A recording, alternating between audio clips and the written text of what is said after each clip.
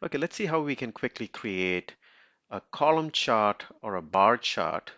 By the way, both of them are different in Google Sheets. So I am in Google Sheets. You'll see this icon here once you're in Google Sheets, and I have a simple, simple data set here.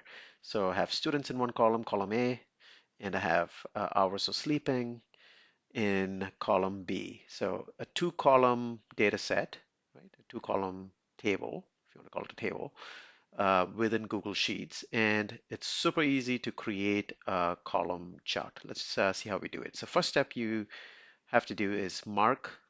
Let's see if I can mark this. Yeah, mark. I'm going to mark the data itself. So I have all this data set here, 14 rows minus the header, so it's 13 rows. And then I will go into my insert menu. On the top, I will insert a chart.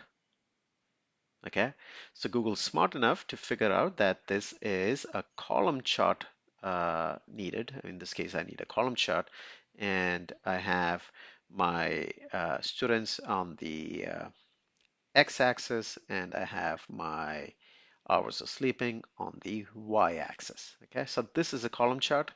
By the way, what is the difference? A column chart is columnar in nature. It goes this way, up and down. And a bar chart is a little different. It goes horizontal. Let me see if I can create that for you. Chart. I got two of the column charts because Google thinks I need two column charts, but I'll change this chart type into a bar chart. See, so that's the difference between a column chart and a bar chart. Let me scroll up a little bit so I can put this here. So a column chart and a bar chart. And it's easy for me to look at a bar chart visually. That's the power of data visualization, to see who is sleeping the most. So NG here seems to be sleeping the most. And same data I should have here with NG sleeping the most at 10 hours, right? Now, I can also go ahead and change this to just hours by double clicking on this. If I want to change the label, I just double click on that label and change it, which is different from that label up here, as you see, right? So I'll do that again, enter, and I'll call it here, my class, for example. Does that make sense?